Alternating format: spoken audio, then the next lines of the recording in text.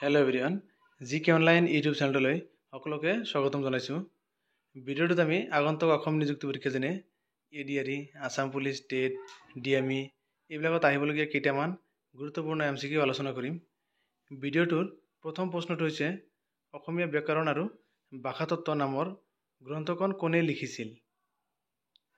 ইয়াৰ শুদ্ধ উত্তৰ হৈছে অপশ্যন ডি কালিৰাম বেদী। অনাতাঁৰ যোগে সম্প্ৰচাৰ হোৱা প্ৰথম অসমীয়া নাটখনৰ নাম কি? ইয়াৰ শুদ্ধ উত্তৰ অপশ্যন এ বিন বৰাগী। গুৱাহাটী উচ্চ ন্যায়ালয় কিমান চনত স্থাপন কৰা হৈছিল? শুদ্ধ উত্তৰ হৈছে অপশ্যন চি 1948। ভাৰতৰ প্ৰত্নতাত্ত্বিক জৰীপ কেতিয়া প্ৰতিষ্ঠা কৰা হৈছিল? শুদ্ধ উত্তৰ হৈছে অপশ্যন চি 1861। আন্তঃৰাষ্ট্ৰীয় জৈৱ বৈচিত্ৰ্য দিৱস কোন তাৰিখত পালন কৰা হয়? শুদ্ধ উত্তৰ হৈছে অপশ্যন চি 22 মে। তলৰ কোনটো বাক্সা জিলাৰ সদৰ ঠাই? শুদ্ধ উত্তৰ অপশ্যন চি মুছলপুৰ। নিম্নলিখিত কোনগৰাকী আহোম ৰজাক গজপতি বুলিও জনা গৈছিল? শুদ্ধ উত্তৰ অপশ্যন বি চুচেংফা। ভাৰতৰ প্ৰথমটো পাৰমাণৱিক ৰিয়েক্টৰৰ নাম কি? ইয়াৰ শুদ্ধ উত্তৰ অপশ্যন ডি আপচাৰা।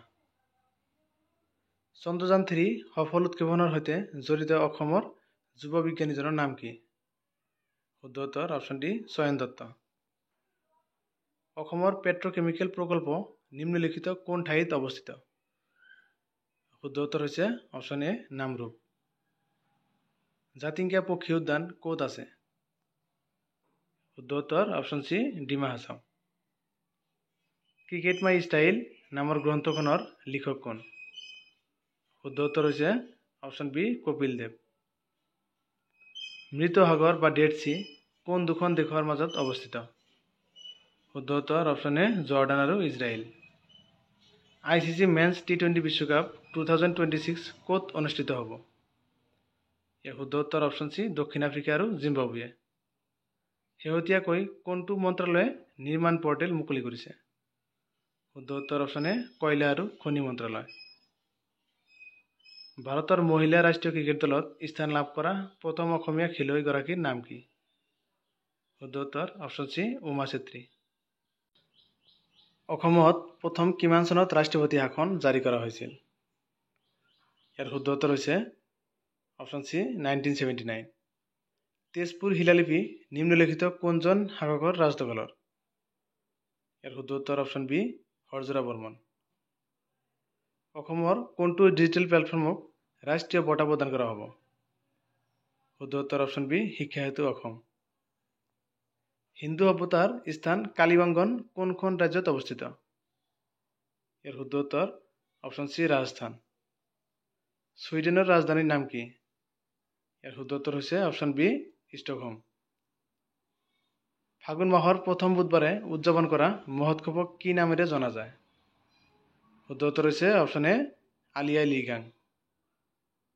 জনসংখ্যা অনুসৰি ভাৰতৰ ভিতৰত অসমৰ স্থান কিমান? শুদ্ধ উত্তৰ হৈছে অপশ্যন চি 15তম। নীৰজ চোপ্ৰা কি খেলৰ সৈতে জড়িত? শুদ্ধ উত্তৰ হৈছে option A javelin throw'.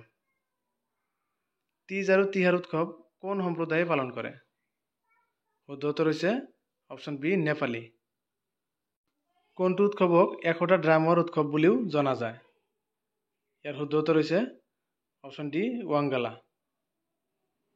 Biswa AIDS দিৱস কোন তাৰিখত পালন কৰা হয়?